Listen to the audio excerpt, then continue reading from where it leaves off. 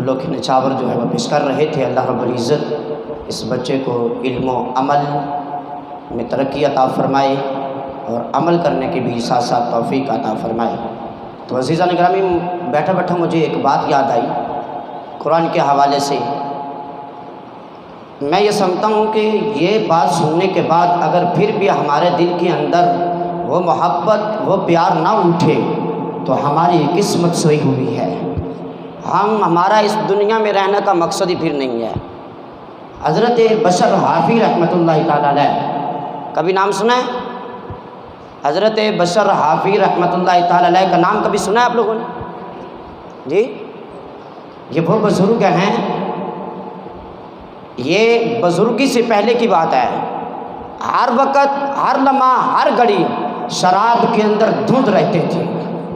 اتنی شراب پیتے یہاں تک کہ خود کے شراب کے کارخانے، یعنی خود شراب بناتے اور ہر وقت شراب پیتے، ہر وقت۔ لیکن جب قسمت کا ستارہ جب چمکتا ہے تو اس وقت پھر پتہ بھی نہیں چلتا ہے۔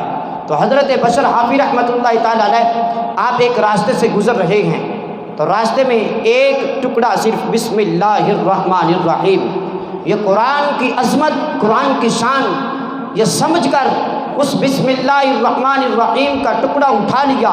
ہے نشے کے اندر، ہے نشے کے اندر بالکل دھند ہے، لیکن اس بسم اللہ کا ٹکڑا اٹھا کر چوم کر ایک ایسی جگہ پر رکھتے ہیں اور ساتھ یہ بھی فرماتے ہیں، کہتے ہیں کہ اس بسم اللہ کا ٹکڑا جو زمین پہ گرا ہوا ہے یہاں پہ اس کا مقام نہیں ہے بلکہ اس جگہ پر اس کا مقام ہے۔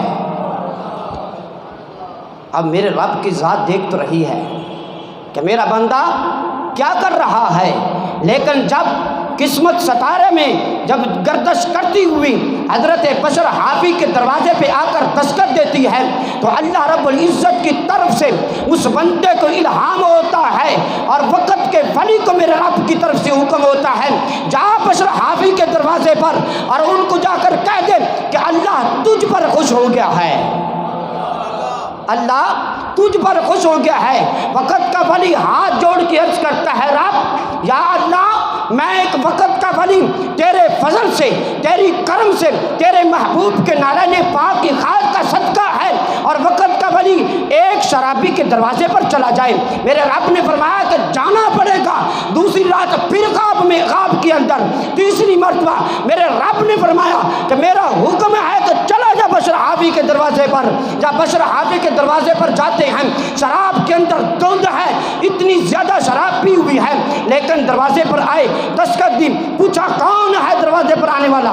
اللہ کا ولی ہوں، اللہ کا ولی ہوں، وقت کا ولی ہوں۔ میرے اس بشر حافی رحمۃ اللہ تعالی علیہ، آپ نے فرمایا کہ میں بندہ ناچیز گناہ گار جو ہر وقت شراب کے اندر دھند رہتا ہے، میرے دروازے پر آنے والی قسمت یہ کہاں سے آئی ہے؟ اور کہا کہ یہ رب کی طرف سے ہے، اللہ تجھ پر خوش ہو گیا ہے اور وقت کا ولی تجھے بناتا ہے۔ بشر حافی رحمۃ اللہ تعالی علیہ، آپ نے فرمایا کہ آج کے بعد میں رب کی قسم اٹھا کے کہتا ہوں شراب کو ہاتھ میں نہیں لگاؤں گا۔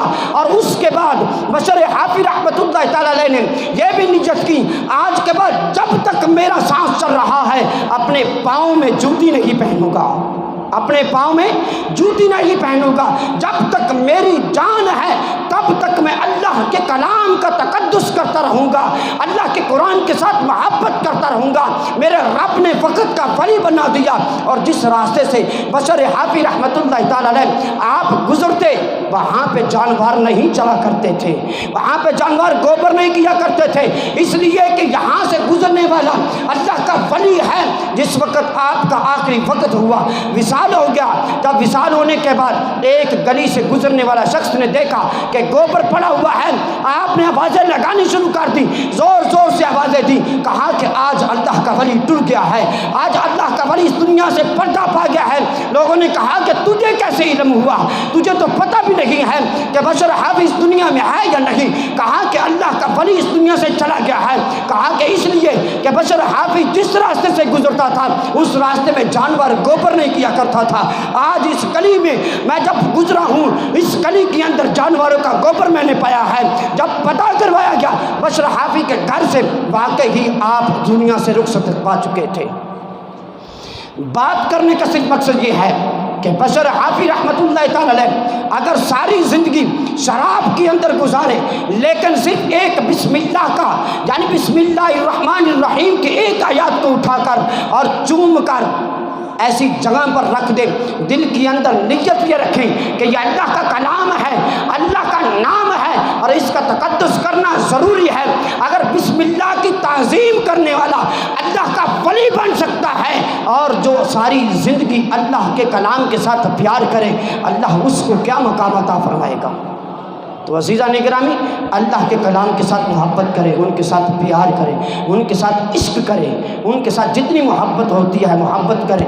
ہمارے آخری ثناءخواں ہیں، میں ان کو دعوت دیتا ہوں، جناب محترم محمد حامد بابر صاحب، وہ آئیں اور ہمیں نبی پاک صلی اللہ علیہ وسلم کی ثنا سے ہمارے دلوں کو مستفیض فرمائیں۔ نعرہ تکبیر، نعرہ رسالت، نعرہ حیدری۔